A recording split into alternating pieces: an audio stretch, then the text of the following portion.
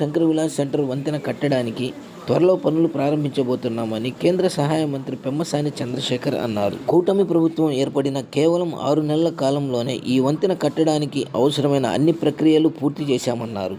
సోమవారం నాడు ఏర్పాటు చేసిన మున్సిపల్ కౌన్సిల్ హాల్ సమావేశంలో ఈ వంతెన కట్టడానికి అవసరమైన స్థల సేకరణకు సహకరించి నష్టపోయిన వారికి నష్టపరిహారం చెల్లించారు. అనంతరం విలేకరుల సమావేశంలో మాట్లాడారు. 40 సంవత్సరాలుగా గుంటూరు నగర ప్రాంతానికి రానటువంటి కేంద్ర మంత్రి పదవి తనకు వచ్చిన అవకాశాన్ని సద్వినియోగం చేసుకొని కేంద్రంలో ఉన్న మోదీ సర్కారుతోటి, మంత్రులతోటి, అదేవిధంగా రాష్ట్ర ప్రభుత్వంలో ఉన్న R&B అధికారులతోటి, ముఖ్యమంత్రి చంద్రబాబు నాయుడు సహకారంతో ఈ బ్రిడ్జిను తీసుకురావడం జరిగిందన్నారు. ఈ బ్రిడ్జి నిర్మాణంలో కొంతమంది ప్రజల్లో అపోహలు కల్పిస్తున్నారని, దయచేసి ఎటువంటి అపోహలు కల్పించవద్దని అటువంటి వారికి విజ్ఞప్తి చేశారు. సమావేశంలో బ్రిడ్జి నిర్మాణ పనులు వెల్లడించారు. ముఖ్యంగా ఈరోజు ఈ ప్రోగ్రాం చూసుకుంటే శంకర్ విలాస్ బ్రిడ్జి గురించి. ఈ బ్రిడ్జి 1958లో కట్టినటువంటి బ్రిడ్జ్, శిథిలావస్థకు వచ్చినటువంటి బ్రిడ్జ్, గవర్నమెంట్ హాస్పిటల్కి పక్కన ఉన్నటువంటి బ్రిడ్జ్. ఈ బ్రిడ్జ్ మీద ట్రాఫిక్ ఆగి హాస్పిటల్కి వెళ్ళేటువంటి వాళ్ళు చనిపోతా కూడా ఉన్నారు. వీటన్నిటి దృష్ట్యా 40 సంవత్సరాలుగా గుంటూరు ప్రాంతానికి రానటువంటి కేంద్ర మంత్రి పదవి నాకు వచ్చినటువంటి అదృష్టాన్ని ఉపయోగించుకొని కేంద్ర ప్రభుత్వంలో ఉన్నటువంటి మోదీ సర్కార్ తోటి, మినిస్టర్స్ తోటి, అదేవిధంగా ఇక్కడ ఉన్నటువంటి రాష్ట్ర ప్రభుత్వ R&B అధికారులతోటి, మినిస్టర్ గారితో, చంద్రబాబు నాయుడు గారి సహకారంతో అతి తక్కువ టైంలో ఈ బ్రిడ్జిని తీసుకొచ్చాం మేము. అయితే మీరు ఒకసారి వెనక్కి వెళ్ళి చూస్తే నంది వెలుగు బ్రిడ్జ్ అనేది కూటమి ప్రభుత్వం ఉన్నప్పుడు కూడా 2014లో శాంక్షన్ అయితే వర్క్ స్టార్ట్ అవడానికి 2017 వరకు పట్టింది. అంటే ఒక బ్రిడ్జిని తీసుకొచ్చిన తర్వాత financial sanction, administrative sanction, tender process ఇవన్నీ కూడా అవ్వాలి అంటే జనరల్గా 2-3 సంవత్సరాల టైం పడుతుంది ఎక్కడైనా చూస్తే మీరు. అలాంటిది 6 నెలల కాలంలో మొత్తం ప్రక్రియని కంప్లీట్ చేశాం మేము.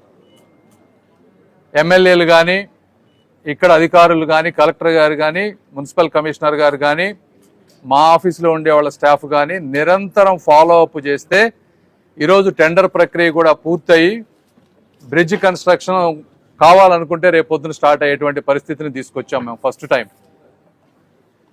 అయితే ఇందులో కొంతమంది కొన్ని అపోహలు సృష్టిస్తూ ఉన్నారు. నేను ఒకటే చెప్తా ఉన్నా, మీకు కొంతమందికి ఈ బ్రిడ్జ్ వల్ల అక్కడ ఎప్పటి నుంచో మీకు జీవనోపాధి ఉన్నటువంటి వ్యాపారాలు దెబ్బతింటున్నాయి. నేను కాదనటం లేదు, మాకు బాధగానే ఉంది. అయితే ఇది విశాల దృక్పథంతో చేయాల్సినటువంటి పరిస్థితి. అందులో ఇప్పుడు వచ్చినటువంటి ఈరోజు 20 మంది చెక్కులు తీసుకున్నారు, ఇంకో 40 మంది ఉన్నారు. ఈ 60 మందికి వాళ్ళంతటా వాళ్ళుగా వచ్చి ఇచ్చినందుకు వాళ్ళందరికీ కూడా కూటమి ప్రభుత్వం తరఫున మనస్ఫూర్తిగా అభినందనలు తెలుపుకుంటా ఉన్నాను. మిగిలిన వారికి కూడా నేను కోరుకునేది ఏంటంటే, సాధ్యమైనంత వరకు ప్రభుత్వం మీకు కాంపెన్సేషన్ ఇస్తుంది. మీరు లేనిపోనివి అంటే ప్రజలను కన్ఫ్యూజ్ చేయటం కోసం అర్థం పర్థం లేని ఆరోపణలు తీసుకొచ్చి అపోహలు కల్పియొద్దు. ఎందుకంటే మీరేం చెప్తా ఉన్నారు, RUB కట్టాలంటున్నారు. ఫస్ట్ ఈ బ్రిడ్జి 70 ఏళ్ల క్రితం కట్టినటువంటి బ్రిడ్జి RUB కట్టాలంటే ఇవన్నీ తవ్వి తీయాలి. ఉన్న బ్రిడ్జికి డ్యామేజ్ అయ్యేటువంటి పరిస్థితి ఒకటి. పోనీ మీరు చెప్పినట్టు RUB పర్మిషన్ తీసుకొచ్చి కట్టామే అనుకోండి, రేపు మళ్ళీ అంటే ఇంకా ROB వద్దా? రేపు ROB కట్టాలంటే మళ్ళీ ఆ రోజు RUB క్లోజ్ చేయాలి. RUB క్లోజ్ చేయకుండా బ్రిడ్జి కట్టలేరు పెద్దది. సో RUB కట్టాలన్నా కూడా మీరు ఎక్కడక్కడ అన్ని ప్రాంతాల్లో RUBలు చూస్తూ ఉన్నారు. వాటర్ స్టోరేజ్ ప్రాబ్లమ్స్ కానీ ఇవన్నీ ఉన్నాయి. అంత పెద్ద బ్రిడ్జి RUB కట్టిన తర్వాత మళ్ళీ ROB కట్టాలంటే ఆ కాలమ్స్ కానీ ఇవన్నీ కూడా ఇంజనీర్లు ఏం చెప్తున్నారు, అది కరెక్ట్ పద్ధతి కాదు అని చెప్తా ఉన్నారు. సో ఇది ఎటువంటి జరిగేటువంటి పరిస్థితి కాదు. ఇనిషియల్గా వీళ్ళందరూ ఎవరైతే ఉన్నారో వాళ్ళందరూ వచ్చి 2-3 చెప్తా ఉంటే నేను కూడా పాపం వీళ్ళు నిజంగానే మంచి సలహాలు ఇస్తున్నారని 4 సార్లు కలిసాం మేమందరం అధికారులతోటి, ఇంజనీర్లతోటి 4 సార్లు కలిసి వాళ్ళు చెప్పినవి అన్నీ విన్నాం, 1కి 2 సార్లు. వాళ్ళు చెప్పిన ప్రతి దానికి ఒక సొల్యూషన్ చూపించాం. ఒరిజినల్ డిజైన్లో ఆర్యూబీ లేదు. లేకపోతే మేము ఏం చేసామంటే 2 కాలమ్స్ తీసుకొని మీరు ఫ్యూచర్లో ఆర్యూబీ కట్టే విధంగా ప్రొవిజన్ తీసుకోమని చెప్పాం. అలా డిజైన్లో అది ఇంక్లూడ్ చేసాం. సో ఎట్టి పరిస్థితుల్లో ఫ్యూచర్లో ఒకవేళ ఆర్యూబీ కావాలంటే కంపల్సరీగా కట్టొచ్చు. ఒకటి. రెండోది, అండర్ పాసులు సరిగా లేవన్నారు. అండర్ పాసులు మొత్తం 3 జీజీహెచ్ హాస్పిటల్కి 44 అడుగుల వెడల్పుతోటి అండర్ పాస్ తీసుకున్నాం. అరండల్పేట 4వ లైన్కి 60 అడుగులు వెడల్పు అండర్ పాస్ తీసుకున్నాం. అరండల్పేట 5వ లైన్కి 44 అడుగులు అండర్ పాసులు తీసుకున్నాం. బ్రిడ్జి లెంత్ తక్కువ అంటున్నారు. బ్రిడ్జ్ లెంత్ ఒకప్పుడు 430 మీటర్లు, ఈరోజు 930 మీటర్లు, అంటే డబల్ చేసాం దీన్ని. వీళ్ళు ఏమంటారు, ఎక్కడి నుంచో 1 కిలోమీటర్ 2 కిలోమీటర్లు కట్టమంటారు. అంటే అది ఫ్లైఓవర్ అవుతుంది కానీ అది ఆర్ఓబి అవ్వదు. ఫ్లైఓవర్ అవసరం దృష్ట్యా ఇస్తారు తప్పించి మనకు కావాల్సినట్టు ఇవ్వరు. ఒకటి. రెండోది, ఇప్పటికే ఈ కొంచెం కట్టిన దానికే చుట్టుపక్కల ఉన్నటువంటి షాపుల వాళ్ళు జీవనోపాధి కోల్పోతా ఉన్నారు.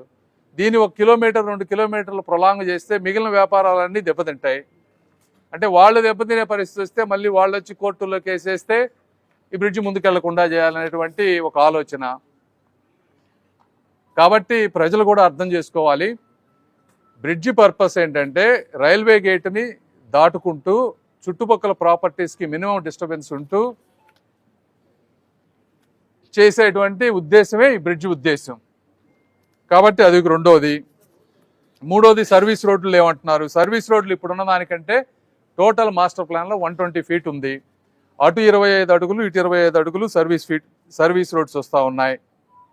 కాబట్టి వీటి ఎక్కడా కూడా ఇంకోటి ఏం చెప్తా ఉన్నారు, ఎత్తు గ్రేడియంట్ లేదన్నారు. ఒకప్పుడు 5.9 మీటర్ల క్లియరెన్స్ ఉంది వెహికల్ పైనుంచి కిందకి వెళ్ళటానికి. ఇప్పుడు 9 మీటర్స్ పెట్టాం మేము. వెహికల్కి కావాల్సింది అంటే డబుల్ డెక్కర్ బస్సు వెళ్ళాలన్నా కూడా కింద నుంచి వెళ్ళేటువంటి పరిస్థితి. సో ఒకటే నేను చెప్పదలుచుకునేది ఏంటంటే, ఇది మేమందరూ కూటమి ప్రభుత్వంలో ఉన్న నాయకులందరూ కూడా మా సొంత ప్రాజెక్టు లాగా కూర్చొని 1కి 10 సార్లు రివ్యూ చేసి ప్రతి సమస్యని క్షుణ్ణంగా పరిశీలించి చేసినటువంటి ప్రాజెక్ట్ ఇది. గుంటూరు ప్రజలందరికీ నేను ఒకటే విజ్ఞప్తి చేస్తూ ఉన్నాను, పొరపాటున కూడా ఇక్కడ ఉన్న వాళ్ళం ఎవ్వరం కూడా తప్పు చేసేటువంటి వ్యక్తులం కాదు. ఏది చేసినా కూడా ఇంత సొంత ఒక 0% కూడా సొంత లాభం చూసుకోకుండా ప్రజల గురించి ఆలోచించి చేసే వ్యక్తులం మేము. కాబట్టి మీరు అపోహలు నమ్మొద్దు. బ్రిడ్జ్ అయిపోయిన తర్వాత చూడండి, అద్భుతంగా ఉంటుంది. అదేవిధంగా అతి తక్కువ టైంలో కూడా చేసే బాధ్యత మేము తీసుకుంటాం. దయచేసి అందరూ కూడా సహకరించాలని మనస్ఫూర్తిగా కోరుకుంటా ఉన్నాను. ఎవరైతే వేరే వాళ్ళ నుండి అపోహలు సృష్టిస్తారో వాళ్ళకు కూడా ఒకటే చెప్తా ఉన్నాను, దయచేసి మీరు అడ్డుపడద్దు. చేయాలనుకున్న కార్యక్రమం ఎట్టి పరిస్థితుల్లో ఆగని దాని గురించి మీరు అటుబడి ఇటుబడి చెడవటం తప్పించి సమాజంలో ఉపయోగం కూడా ఉండదని తెలుపుకుంటూ, అందరికీ కార్యక్రమానికి వచ్చిన వాళ్ళందరికీ కూడా మనస్ఫూర్తిగా అభినందనలు తెలుపుకుంటూ సెలవు తీసుకుంటున్నాను. Thank you.